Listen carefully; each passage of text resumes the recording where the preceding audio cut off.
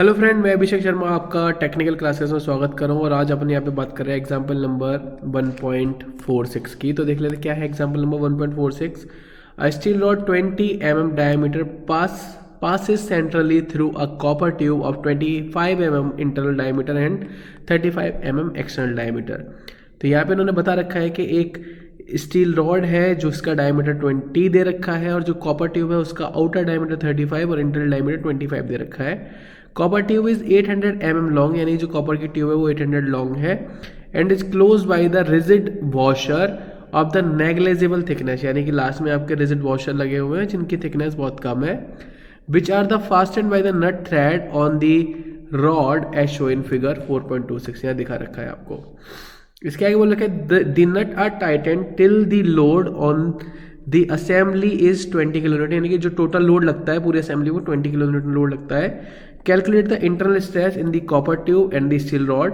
Also calculate the increasing in the stresses when one nut is tightened by 1/4 of the turn relative to other, यानी कि अगर आपको pitch पता है उसकी तो यहाँ पे आपको पिच दे रखा है तो 1/4 आपको उसका डिफॉर्मेशन पता पड़ जाएगा कि वो साफ साफ दिख रहा है कि 1.6 में अगर 1.4 का डिवाइड दूंगा तो आपको डिफॉर्मेशन पता पड़ जाएगा।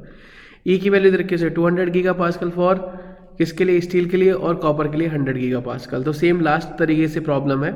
एरिया ऑफ स्टील निकालिए, एरिया ऑफ कॉपर निकालिए। ये सॉलिड है तो 20 का स्क्वायर कर दिया, होलो है तो 2 एरिया का इसमें से माइनस करके निकाला है अपन ने। π/4 35 का स्क्वायर माइनस 25 का स्क्वायर। ये मैं आपको पहले ही बता चुका हूँ कि टोटल 20 लोड उस पर डिस्ट्रीब्यूट हो रहा है तो लोड की वैल्यू आपकी क्या हो जाएगी, sigma S into A S is equal to the sigma C into A C हो जाएगा।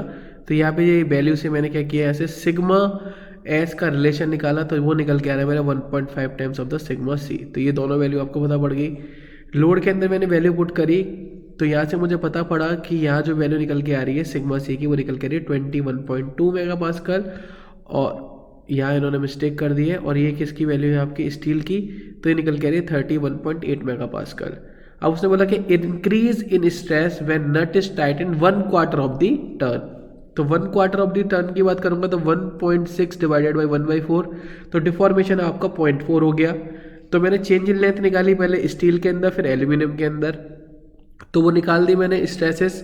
तो जब मैंने उस चेंज इन वैल्यू को, यानी कि जो चेंज इन लेंथ है उन दोनों वैल्यू को टोटल लेंथ में मैंने इक्वेट किया तो ये वाली वैल्यू और इस वाली वैल्यू को 0.4 के बराबर रखा तो सिग्मा सी की वैल्यू होगी 28.6 कंप्रेसिव और सिग्मा स्टील की वैल्यू होगी मेरी 42.9 मेगा पास्कल।